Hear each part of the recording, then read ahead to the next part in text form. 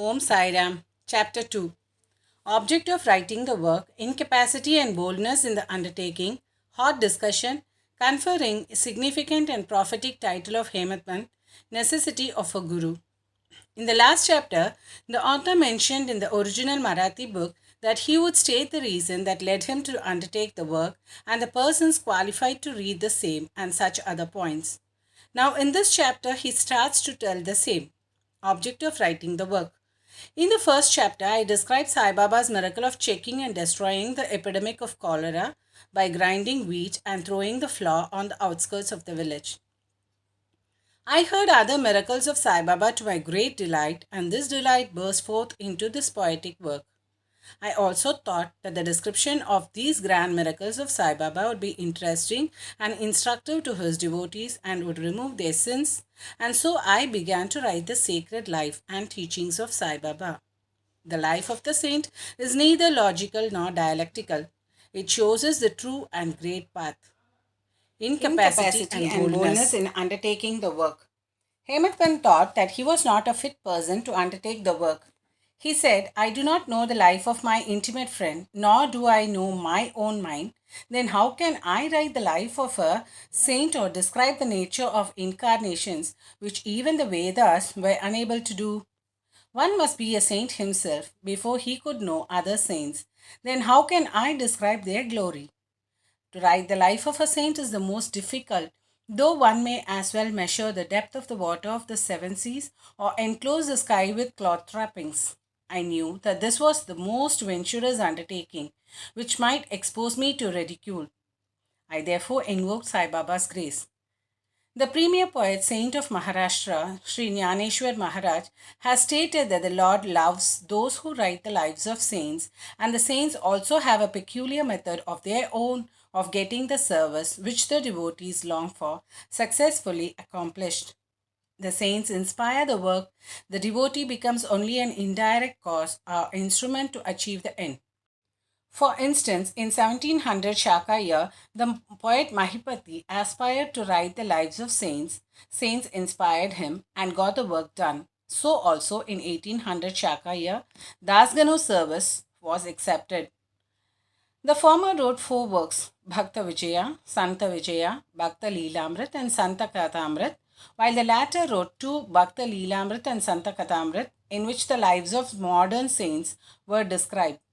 In chapters 31, 32, 33 of Bhakta Leelamrit and in chapter 57 of Santa Katamrit, the sweet life and teachings of Sai Baba are very well depicted. These have been separately published in Sai Leela magazine, numbers 11 and 12, volume 17. The readers are advised to read these chapters. So also Sai Baba's wonderful Leelas are described in a small decent book named Sri Sainath Bhajana Mala by Mrs. Savitri Bai Raghunath Tendulkar of Bandra. Dasguru Maharaj also has composed various sweet poems on Sai Baba. A devotee named Amidas Bhavani Mehta has also published some stories of Sri Baba in Gujarati. Some numbers of Sainath Prabha, a magazine published by Dakshina Bhiksha Sanstha of Shirdi, are also published.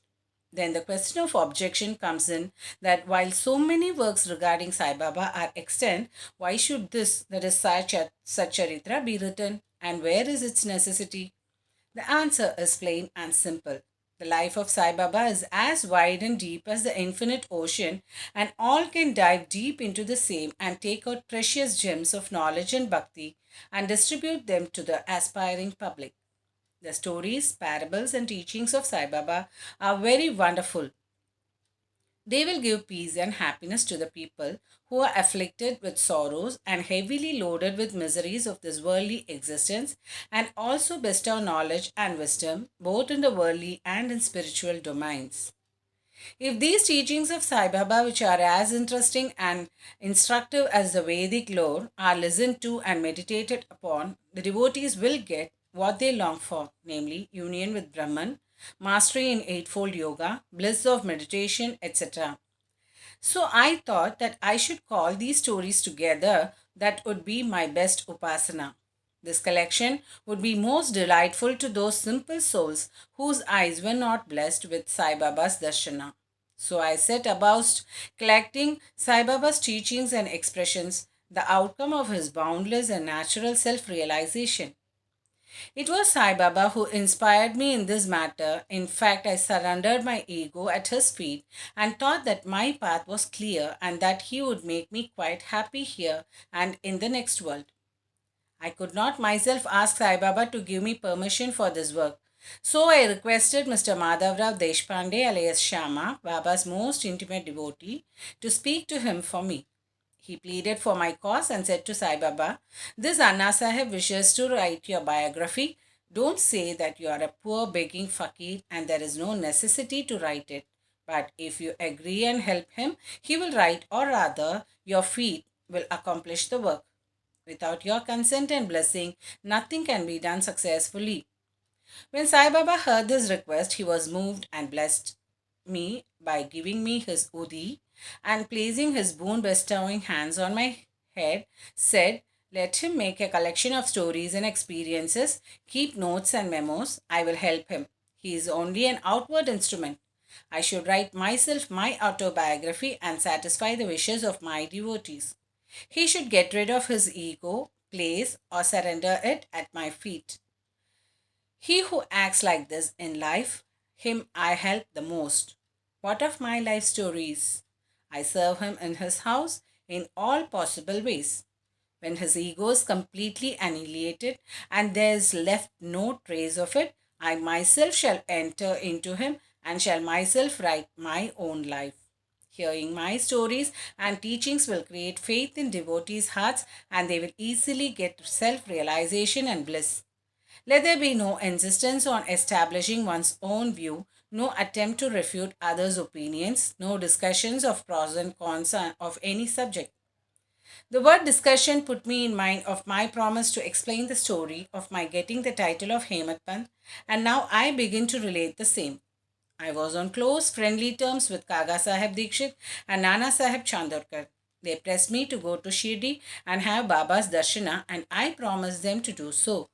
But something in the interval turned up which prevented me from going to Shirdi. The son of a friend of mine at Lonavala fell ill. My friend tried all possible means, physical and spiritual, but the fever would not abate. At length, he got his guru to sit by the bedside of his son, but this too was of no avail. Hearing this, I thought, what was the utility of the guru if he could not save my friend's son? If the guru can't do anything for us, why should I go to Shirdi at all? Thinking in this way, I postponed my Shirdi trip, but the inevitable must happen, and it happened in my case as follows. Mr. Nana Sahib Chandorkar, who was a Prant officer, was going on tour to Bassein. From Tana, he came to Dadar and was waiting for a train bound for Bassein. In the meanwhile, a Bandra local turned up. He sat in it and came to Bandra and sent for me and took me to task for putting off my Shirdi trip. Nana's argument for my Shirdi trip was convincing and delightful, and so I decided to start for Shirdi the same night. I packed up my luggage and started for Shirdi. I planned to go to Dadar and there to catch the train for Manmat, and so I booked myself for Dadar and sat in the train. While the train was to start, a Mohammedan came hastily to my compartment and, seeing all my paraphernalia, asked me where I was bound to. I told him my plan. He then suggested that I should straight go to Boribandar and not get down at Dadar, for the Manmad mail did not get down at Dadar at all.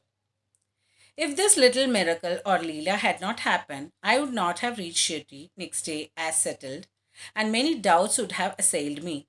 But that was not to me. As fortune favored me, I reached Shirdi the next day before 9 or 10 a.m. Mr. Bao Sahib, that is Kaka Dikshit, was waiting for me there. This was in 1910 AD when there was only one place, namely Sade's Wada, for lodging pilgrim devotees. After alighting from the Tonga, I was anxious to have darshana when the great devotee Tatya Sahib Nulkar returned from the masjid and said that Sai Baba was at the corner of the Vada and that I should first get the preliminary darshana and then, after bath, see him at leisure. Hearing this, I ran and prostrated before Baba, and then my joy knew no bounds. I found more than what Nana Chandorkar had told me. All my senses were satisfied, and I forgot thirst and hunger. The moment I touched Sai Baba's feet, I began a new lease of life. I felt myself much obliged to those who spurred and helped me to get the darshana, and I considered them as my real relatives, and I cannot repay their debt.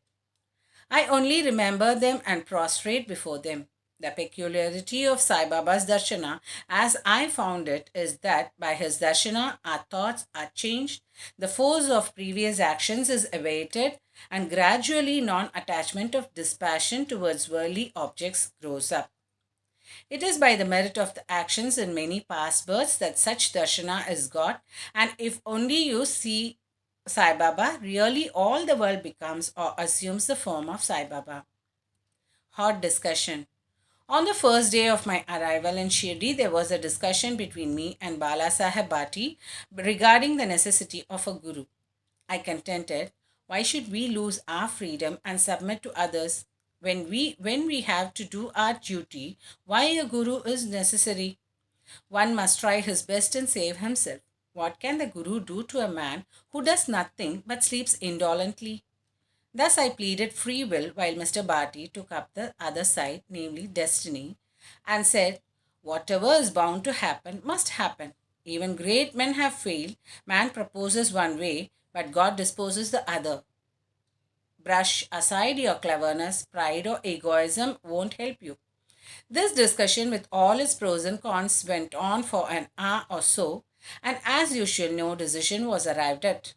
We had to stop the discussion ultimately as we were exhausted. The net result of this was that I lost my peace of mind and found that unless there is strong body consciousness and egoism, there will be no discussion. In other words, it is egoism which breeds discussion. Then we went to the masjid with others. Baba asked Kaka Sahib Dikshit the following: what was going on in the Sade's Vada?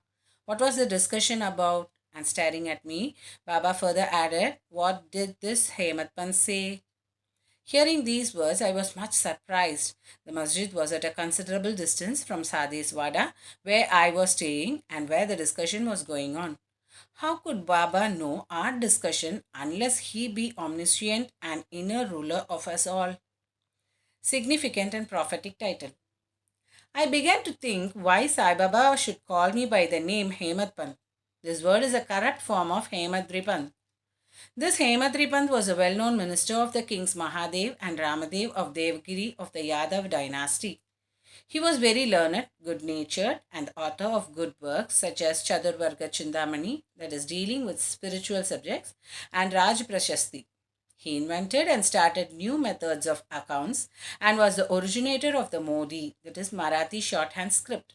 But I was quite the opposite and ignoramus and of dull, mediocre intellect. So I could not understand why the name or title was conferred upon me, but thinking seriously upon it, I thought that the title was a dart to destroy my ego so that I should always remain meek and humble.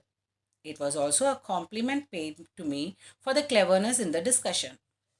Looking to the future history, we think that Baba's word, calling Mr. Dabholkar by the name Hematpant, was significant and prophetic, as we find that he looked after the management of Sai Sansthan very intelligently, kept nicely all the accounts, and was also the author of such a good work, Sai Satcharitra, which deals with such important and spiritual subjects as jnana, bhakti, and dispassion, self surrender, and self realization. About the necessity of a guru.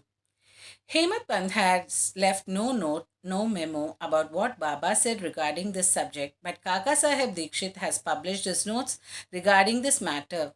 Next day, after Hemat Pant's meeting with Sai Baba, Kaka Sahib went to Baba and asked whether he should leave Shirdi. Baba said yes. Then someone asked Baba where to go. Baba said, high up. Then the man said, how is the way? Baba said, there are many ways leading there. There is one way also from here, that is from Shirdi. The way is difficult. There are tigers and wolves in the jungles on the way. I, that is Kaka Sahib, asked, but Baba, what if we take a guide with us? Baba answered, then there is no difficulty. The guide will take you straight to your destination, avoiding wolves, tigers, and ditches, etc. on the way. If there be no guide, there is the danger of your being lost in the jungles or falling into ditches. Mr. Dabolkar was present on this occasion and he thought that this was the answer Baba gave to the question whether Guru was a necessity. And he thereupon took the hint that no discussion of the problem whether man is free or bound is of no use in spiritual matters, but that on the contrary, real Paramartha is possible only as a result of the teachings of the Guru, as is illustrated in this chapter of the original work in the instances of great avatars like Rama and Krishna, who had to submit themselves to their gurus Vasishta and Sandipani, respectively, for getting self realization, and that the only virtues necessary for such progress are faith and patience. Vait Sai Charitra, Chapter 2, 191 92. Bow to Sri Sai, peace be to all. Om Sai Ram.